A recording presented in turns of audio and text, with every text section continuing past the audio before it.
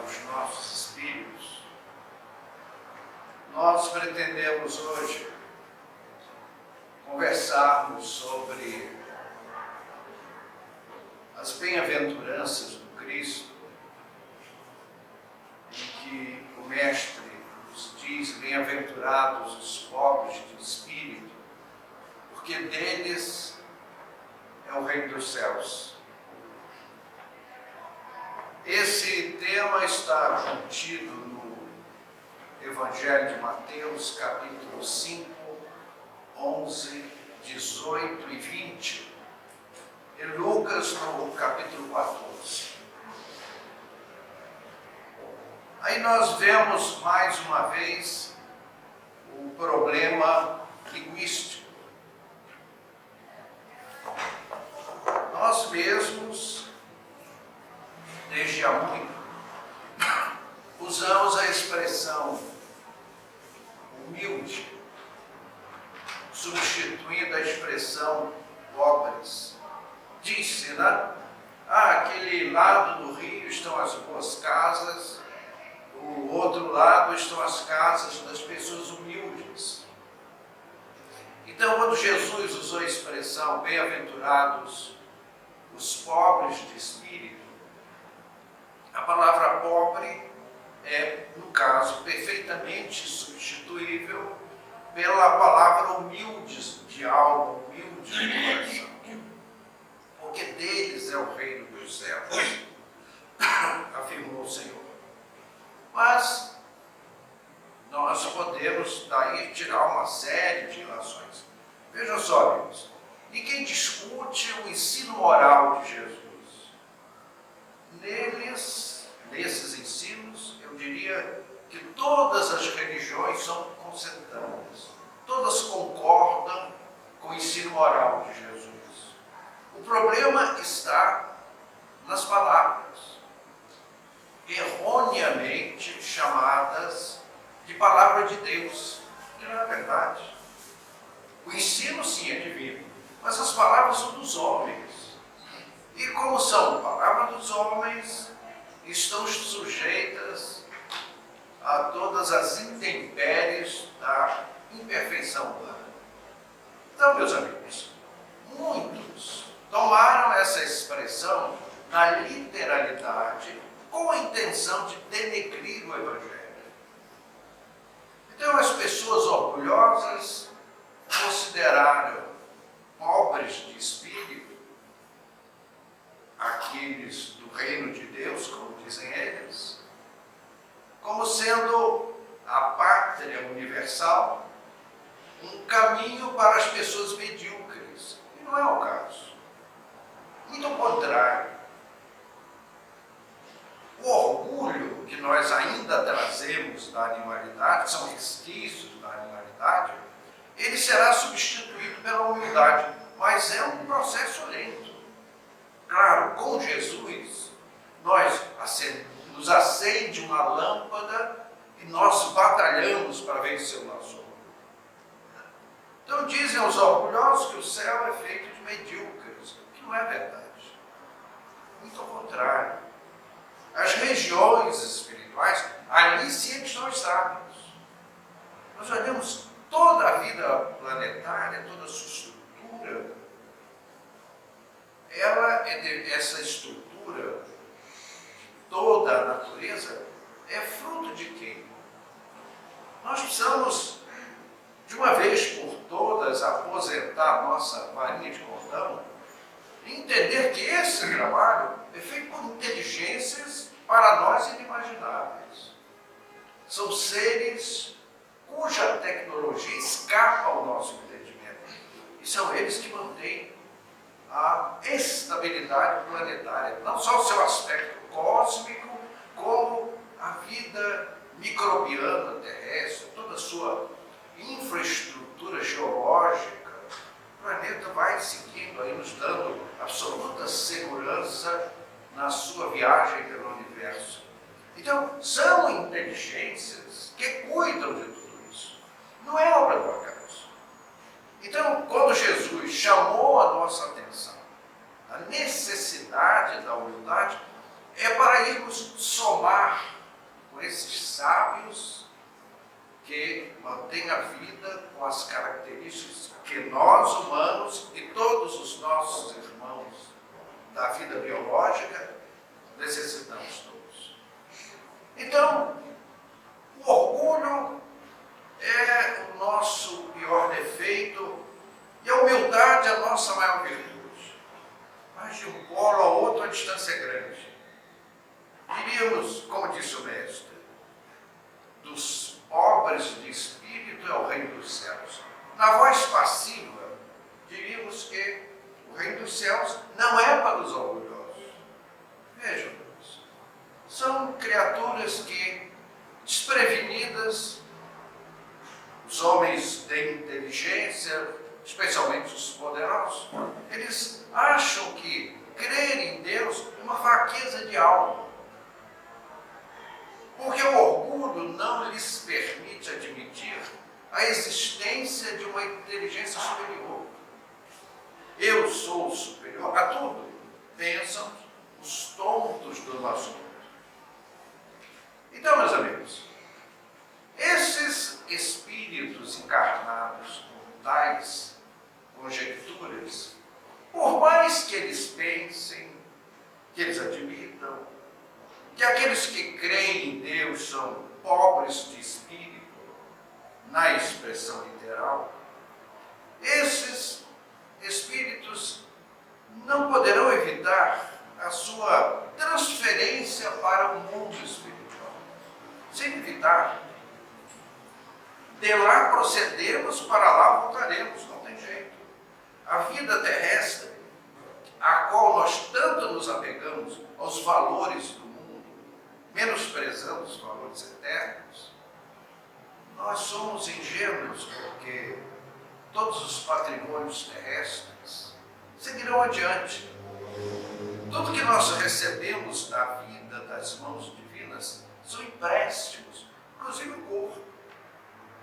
Nós dizemos assim, o meu corpo, né? A minha alma. Nosso corpo é um empréstimo, por sinal bem pequeno. Apenas 8% do nosso universo celular nos pertence efetivamente. 92%, segundo os anais da ciência, são elementos anômalos que nos ajudam à composição orgânica, mas que tem sua vida própria, a sua independência, que nos ajuda. Nós somos, por assim dizer, o universo desses irmãos menores, sob o comando da nossa mente. Mas esses espíritos deixarão a Terra.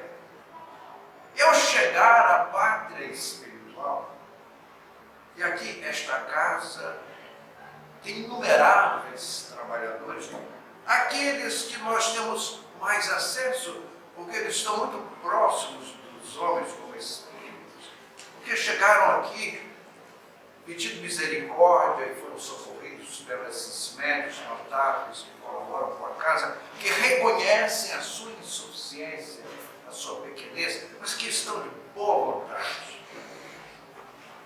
Há irmãos nossos que nos trazem assim lágrimas de agradecimento, porque aqui foram recebidos pelos médios incorporadores e esclarecidos pelos doutrinadores da casa.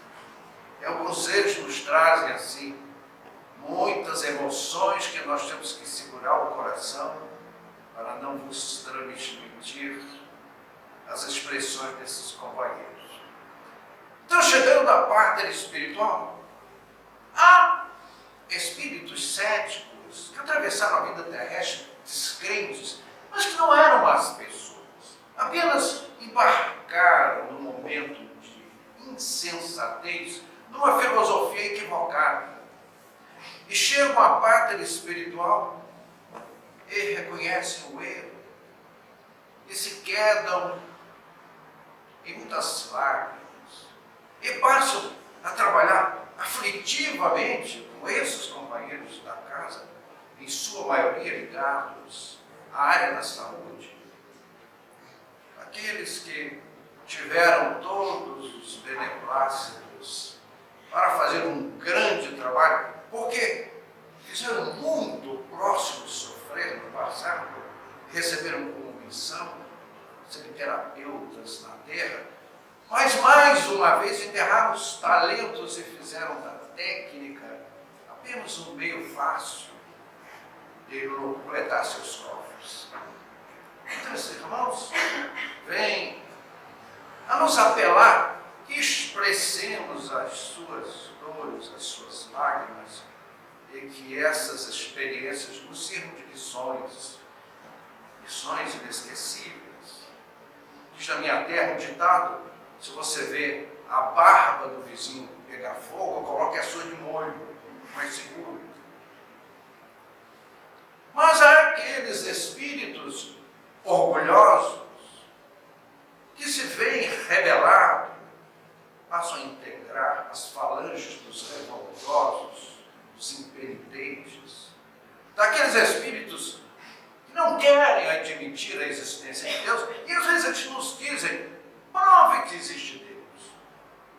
Meu amigo, eu tenho a mesma obrigação de provar que existe Deus, de você me provar que ele não existe. Então estamos empatados.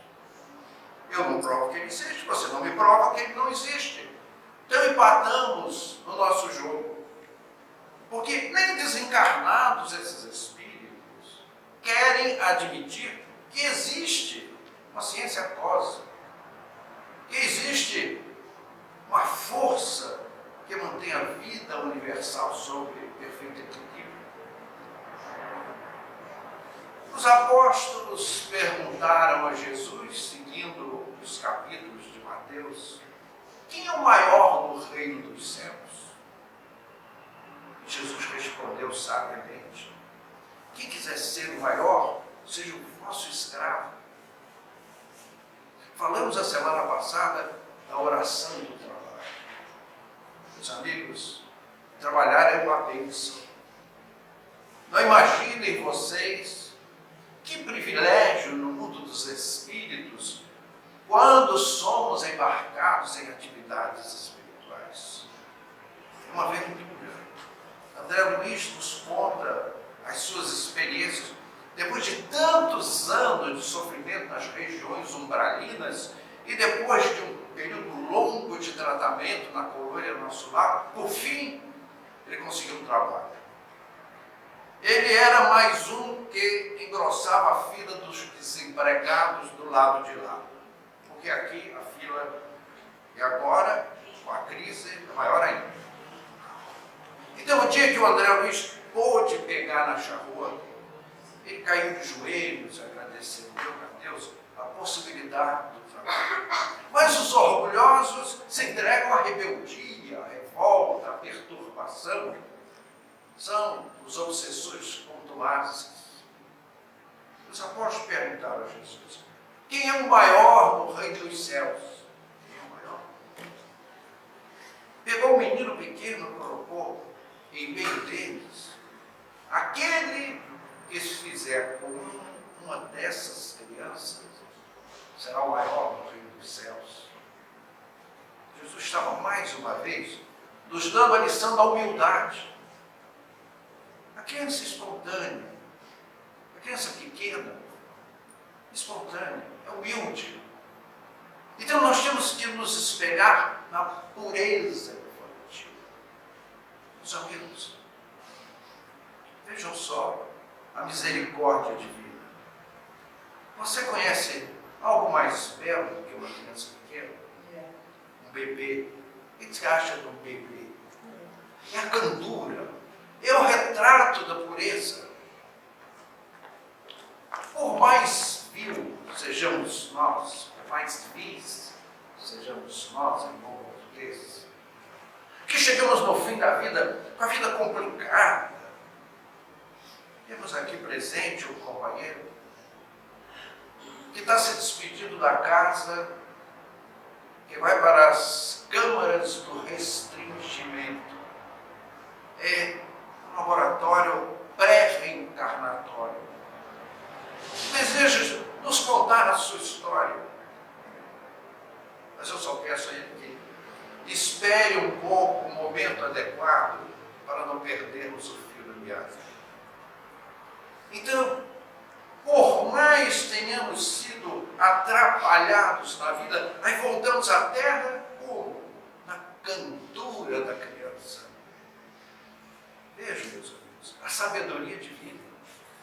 Em cada nova encarnação, o Pai nos devolve a pureza da infância. Se nós nos corrompemos, é por nossa conta. Então, que ninguém diga que não teve oportunidade. Tivemos sim. Como dizia Jesus, tempos virão que este evangelho será pregado por sobre os telhados das casas. O que queria dizer o mestre? A mãos cheias. Quem não tiver um exemplar do Novo Testamento à mão, tem lá com a maior facilidade. Existem esforços mundiais para que não faltem nas residências do mundo o exemplar do Novo Testamento, se quisermos. Mas não basta ler, é preciso viver o Evangelho, como nos ensinava Jesus. Então chega uma mãe, seguimos os capítulos de Mateus, e demonstra querer falar com Jesus, e Jesus, como bom telepata, a que vens, mulher? Era a mulher de Zebedeu que levava consigo 2 filhos. Diz, olha, Senhor, quando estiveres no teu reino, coloca os meus filhos, um à tua direita e outro à tua esquerda. Ó mulher, não sabeis o que Deus diz. E mais uma lição de Jesus, pela humildade. Nós vamos buscar na religião os valores terrenos, os valores materiais. Passo, perplexo, fico.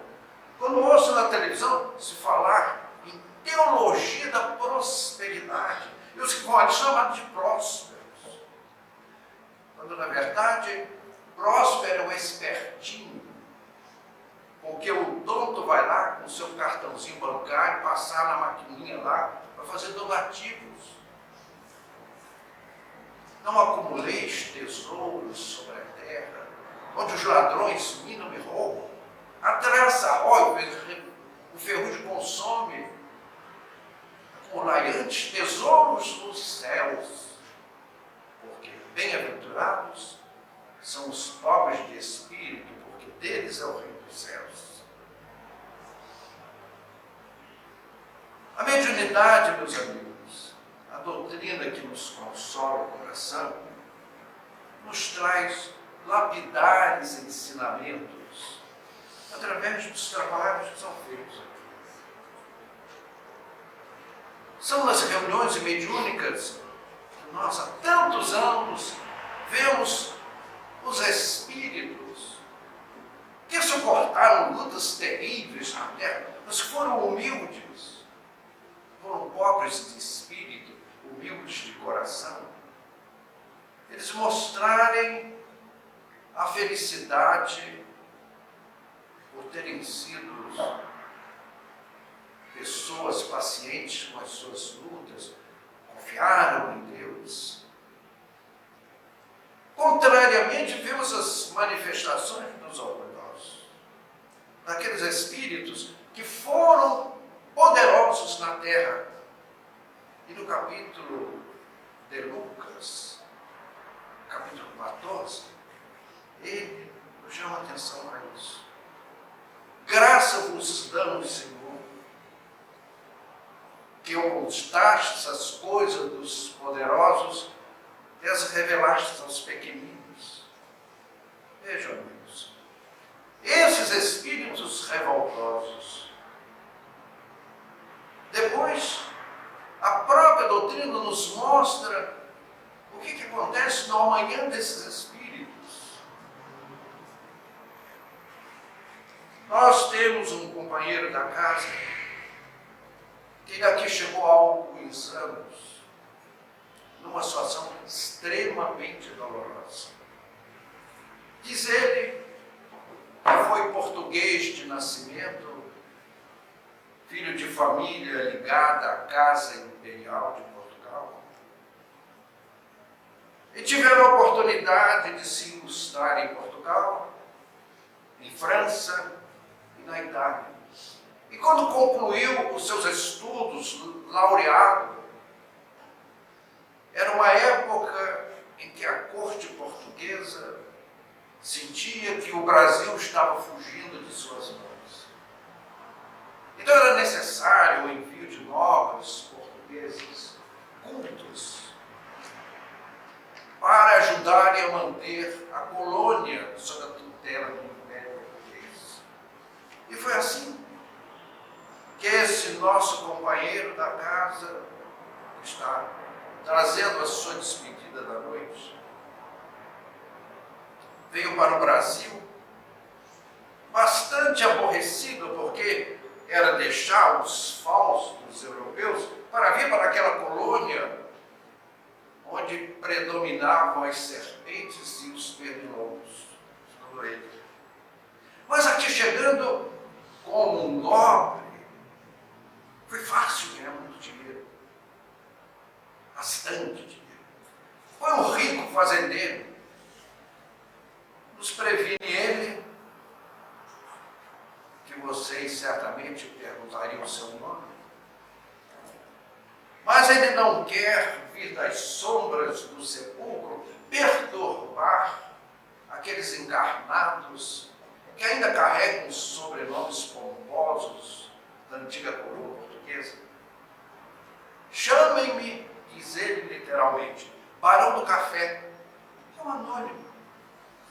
Morei em casarões na Avenida Paulista, que era um mundo totalmente diferente da atualidade. Para mim, aqueles pobres coitados das lavouras do interior de São Paulo eram apenas contados em números. Eles foram libertos pela princesa no dia 13 de maio de 1888, mas apenas legalmente, porque de fato, até hoje, não estão muito distantes da escravatura. Então, aqueles pobres, coitados, trabalhavam até a morte na lavoura por conta de um casebre. E aquilo que seria um salário era descontado da alimentação parca e modesta que recebiam. Eu formei patrimônio enorme. Eu tinha convivência com o bispo, que nos dizia, porque lá na casa do bispo também tinha escravos. Então dizia ele, Deus tem suas preferências. E eu acreditei nisso, que eu era um privilegiado, os amigos da corte, acumulei muito ouro. Mas a barca chega sempre e ceifou a minha existência. E me vi enfermo, e me vi doente, e não sabia que tinha morrido. O meu féretro foi levado à catedral. A minha família pagou uma orquestra. E os clássicos em louvor da minha alma.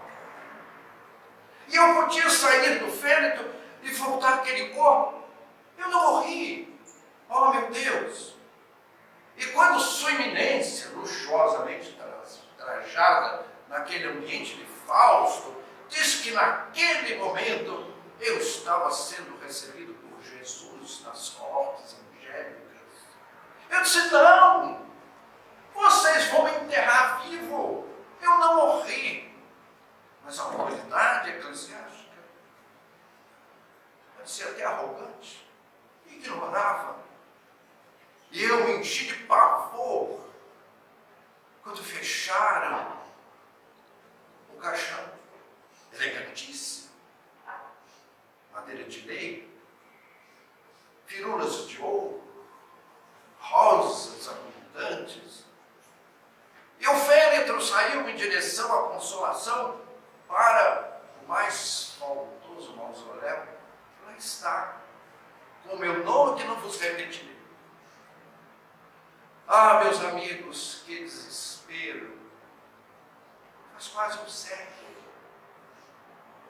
que perambulei por todas as portas para aos padrões do mundo, eu não era um homem mau. Mas fui ganancioso. Eu só tinha um Deus, que era o ouro. E achava que com ele encontraria a felicidade nos páramos celestiais. Porque nós vivemos num mundo onde as criaturas valem não pelo que são, mas pelo que possuem. Se aqui entrasse agora alguma expressão de grande renome, especialmente financeiro, nós seríamos definentes. Daríamos a melhor cadeira, acolchoada. Nós somos assim, porque ainda somos primitivos. E quando eu me vi tragado por aquele sepulcro, o desespero tomou conta da minha alma. Pude vagar por aquelas tumbas em desespero. Eu não podia compreender. Eu era duas pessoas. Meu Deus do céu. Eu era aquele cadáver horrível em decomposição, meus amigos. Enclausurar-se num túmulo em decomposição não pode existir imagem mais tétrica, por demais perturbadora. E dizia o clérigo que eu naquele momento estava sendo recebido nas cortes celestes por Jesus pessoalmente, porque eu tinha muito ouro, porque eu era um nome brilhante, porque eu mexia na política, porque eu decidia vidas para o bem e para o mal. Meus amigos, eu levei quase um século para chegar a este abençoado teto em imenso desespero. E foi aqui que eu ouvi falar de um outro Jesus. Não aquele das ricas catedrais, da luxúria, de todas as expressões mundanas. Era aquele Cristo descalço que não tinha uma pedra para reclinar a cabeça. Passei anos aqui como não mais aquele barão do café, mas como um mendigo espiritual, para aprender as lições, especialmente do Evangelho segundo o Espiritismo, que começou a iluminar minha alma. E quando me despeço dos amigos nessa noite, eu quero dar esse testemunho. Bem-aventurados os pobres de espírito, porque deles é o reino dos céus. Onde pensam os amigos que parto eu nessa noite? A Duquesa, meus amigos, que me deu uma orientação equivocada, me fez crer que eu era um privilegiado, que eu estava naquelas bem-aventuranças dos privilégios, porque tinha ouro na terra, que os céus haveriam jogar os seus tapetes de púrpura para receber a minha alma, quando eu não passava de um mendigo espiritual.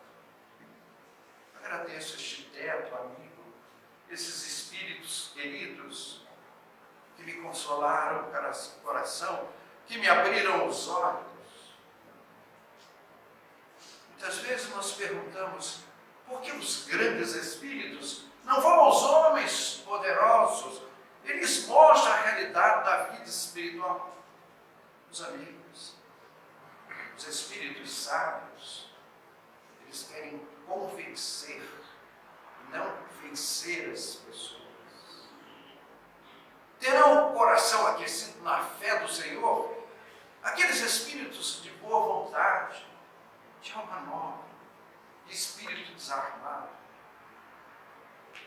E eu sou um desses companheiros que se despede.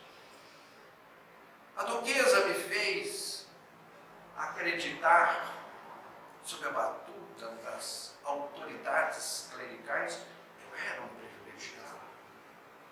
Que Deus tem os seus privilegiados sobre a terra. Quando, na verdade, eu era um mendigo no espírito. vida num barraco modesto, à margem de um córrego infecto, um esgoto a céu aberto.